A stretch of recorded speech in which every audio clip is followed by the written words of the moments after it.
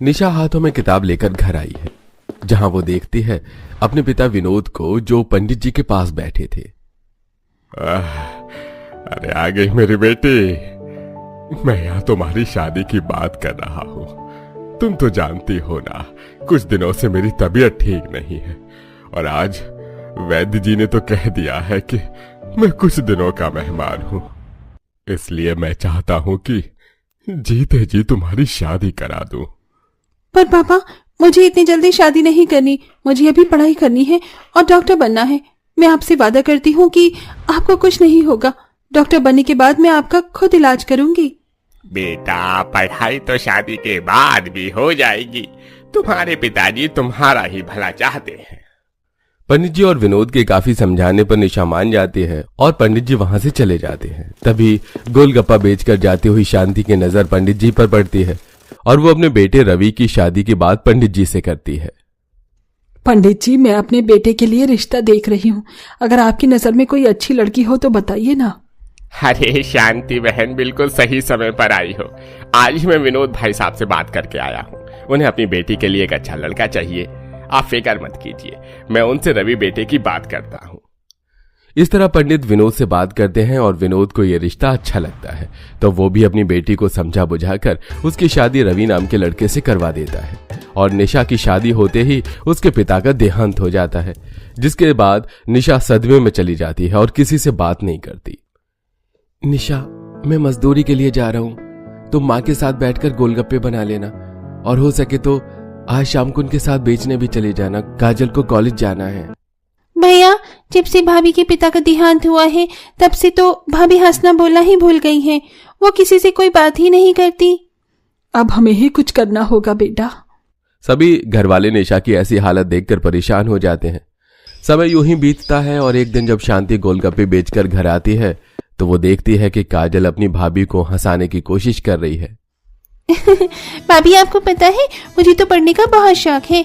मैंने तो कई सारी किताबें पढ़ डाली, पर समझ में नहीं आता कि आगे और कौन सी पढ़ाई करूं। वैसे मैंने सुना है कि आप भी कोई पढ़ाई कर रही थी, किसी चीज का एग्जाम देने वाली थी। आखिर आप क्या बनना चाहती थी? छोड़ो निशा, मुझसे पढ़ाई की बातें मत करो। मैं नीट का एग्जाम देने वाली थी और उसके बाद मेरी डॉक्टर की पढ़ाई शुरू होने वाली थी। पर अब जब मेरे पिताजी ही इस दुनिया में नहीं रहे तो मैं क्या करूंगी डॉक्टर बनकर। इतना बोलकर निशा मिट्टी का चूल्हा जलाती है और खाना बनाने लगती है।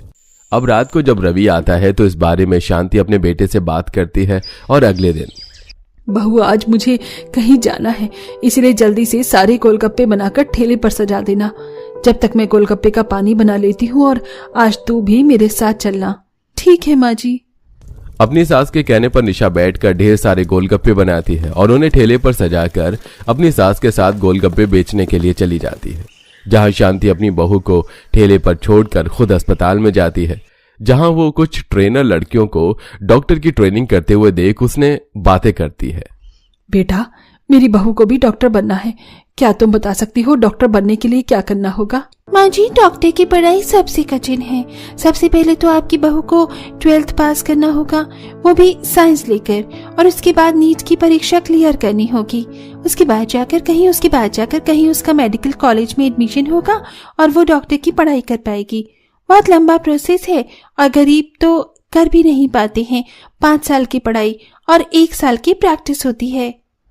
जहां एक तरफ हॉस्पिटल के बाहर निशा गोलगप्पे बेच रही होती है तो वहीं शांति सारी जानकारी लेकर घर जाती है और रात को अपने बेटे से बात करती है।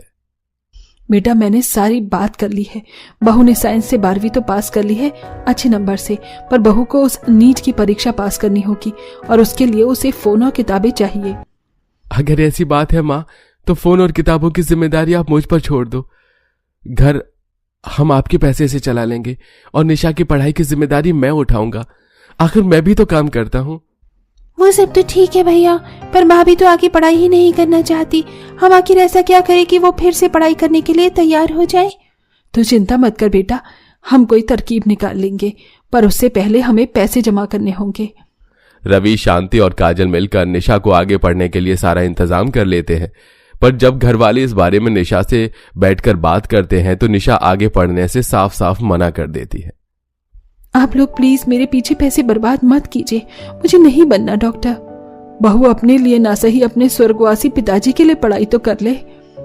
माँ जी, मैंने फैसला कर लिया है और मैं अपने फैसले से पीछे नहीं हटूंगी। निशा भी घर वालों की बात नहीं मानती तो वहीं शांति भी अपनी जिद नहीं छोड़ती और अपनी बहू को डॉक्टर की पढ़ाई करवाने के लिए और पैसे जोड़ने के लिए अब पूरे दिन गली में और बाजारों में जाकर गोलगप्पे बेचती है। अरे बहन, तुम तो सिर्फ बाजार में गोलगप्पे बेचती थी, अब गलियों में भी आने लगी। हाँ बहन, आखिर मुझे अपनी बहू को डॉक्टर जो बनाना है। इस तरह सुबह से शाम तक अकेली शांति मेहनत करती है, जिस वजह से उसकी तबीयत खराब हो जाती है और जब वो रात को घर जाती है तो बुखार से तड़प रही होती है। भाभी देखो ना, माँ को कितना बुखार है, हमारे गांव में तो कोई डॉक्टर भी नहीं है। कोई बात नहीं काजल, मैं हूं ना। मैंने कुछ दिन छोटी मोटी क्लिनिक में जाकर छोटी मोटी ट्रेनिंग ली थी, तो इंजेक्शन देना और सर्दी जुकाम में कौन सी दवाई देनी चाहिए मैं जानती हूँ। इतना बोलकर निशा अपनी सास को ठंडे पानी की पट्टी करती है और मिट्टी का चूल्हा जलाकर अपनी सास के लिए काढ़ा बनाती है, जिस वजह से उसकी तबीयत ठीक हो जाती है। इसी तरह 2 दिन बीत जाते हैं और अपनी बहू का मन बहलाने के लिए शांति और काजल उसके साथ नदी पर जाते हैं, जहां वो देखते हैं कि एक बच्चा नदी में डूब रहा है। अब एक आदमी उस बच्चे को पानी से तो निकाल लेता है पर उसकी सांस नहीं चल रही होती। कोई तो कुछ करो, मेरे बेटे की धड़कन ही नहीं चल रही। मेरा इकलौता बेटा है, अगर इसे कुछ हो गया तो मैं भी इस नदी में डूबकर अपनी जान दे दूंगी। आप सब पीछे हटिए, मैं कुछ करती हूँ, मुझे इसे सीपीआर देना होगा। इतना बोलकर निशा उस बच्चे को सीपीआर देती है, जिस वजह से वो बच्चा बिल्कुल ठीक हो जाता है और ये देख सभी गांव वाले निशा से कहते हैं, बहू तुमने कर दिखाया कि तुम डॉक्टर बनने लायक हो। शांति बहन का फैसला बिल्कुल सही है बेटा, तुम डॉक्टर बन जाओ हमारे गांव में। हमारे गांव में डॉक्टर की बहुत कमी है और जो डॉक्टर है वो बहुत पैसे लेते हैं। हम जैसे गरीब अपना इलाज नहीं करवाते, इस वजह से कई बार बच्चे अपने माता पिता से और माँ बाप अपने बच्चों से जुदा हो जाते हैं। गांव वालों की बातें सुनकर निशा इमोशनल हो जाती है और वो फैसला करती है कि वो अपनी डॉक्टर की पढ़ाई पूरी करेगी। आप सब सही कह रहे हैं, मैंने अपने पिता को खो दिया और अपने सपनों को छोड़ दिया, पर आज मुझे एहसास हो रहा है कि अगर मैं डॉक्टर बन गई तो न जाने मैं कितने ही बच्चे और माता पिता को दूर होने से बचा सकती हूँ। निशा की बात सुनकर सभी लोग काफी खुश होते हैं और निशा घर जाती है। अब शाम को शांति और रवि सारे पैसे जोड़कर उसके लिए कुछ किताब लेकर आते हैं। ये लो निशा, अब तुम मन लगाकर पढ़ाई करना, तुम्हारे पीछे जितने भी पैसे खर्च होंगे हम करेंगे। मुझे तो बहुत खुशी हो रही है, बहुत जल्द मेरी भाभी एमबीबीएस डॉक्टर बनेगी। ससुराल वालों का साथ पाकर निशा अब दिन रात पढ़ाई करती है, तो वहीं सुबह 5 बजे उठकर शांति अपनी बेटी के साथ घर में गोलगप्पे बनाती है और ठेला लेकर बेचने के लिए निकल जाती है। तो वहीं रवि भी मजदूरी करता है। वहीं निशा मेहनत करती है और बहुत जल्द वो पहली बार में ही नीट एग्जाम क्लियर कर लेती है, क्योंकि उसके अच्छे मार्क्स थे तो उसे स्कॉलरशिप भी मिलती है और शहर में बड़े मेडिकल कॉलेज में उसका एडमिशन हो जाता है और आगे की पढ़ाई करने के लिए वो शहर चली जाती है। कॉलेज में निशा मन लगाकर पढ़ाई करती है और हर एक प्रैक्टिकल में अच्छा करती है। देखते ही देखते 5 साल बीत जाते हैं। एमबीबीएस की पढ़ाई तो 5 साल में पूरी हो गई थी, पर अभी 1 साल की इंटर्नशिप ट्रेनिंग बाकी थी और देखते ही देखते वो भी पूरी हो जाती है। और एक दिन जब शाम को शांति गोलगप्पे बेचकर अपना ठेला लेकर घर आती है तो वो देखती है कि उसके घर के बाहर काफी भीड़ जमा है। मेरे घर के बाहर इतनी भीड़, सब ठीक तो है? डरी सहज शांति भीड़ के बीच से घर में जाती है, जहां वो देखती है कि उसकी बहू डॉक्टर के कपड़े पहने किसी को इंजेक्शन लगा रही है। अम्मा, मैंने आपको इंजेक्शन दे दिया है, अब आपको उल्टी नहीं होगी और ये 3 वक्त की दवाई है, इसे खाने के बाद कल शाम को वापस आना मेरे पास, ठीक है? माँ ये देखो, हमसे 5 साल दूर रहकर भाभी तो बिल्कुल डॉक्टर बन गई है, अब तो वो दवाई देना जानती है। अपनी बहू को डॉक्टर के रूप में देखकर शांति की आंखों से आंसू आने लगते हैं। तभी वहां रवि आता है, जिसके बाद निशा सभी के सामने अपना स्टेथोस्कोप निकालकर अपनी सास को पहनाती है। माँ जी, आज मैंने न सिर्फ अपना बल्कि आपका और पूरे गांव वालों का सपना पूरा किया है।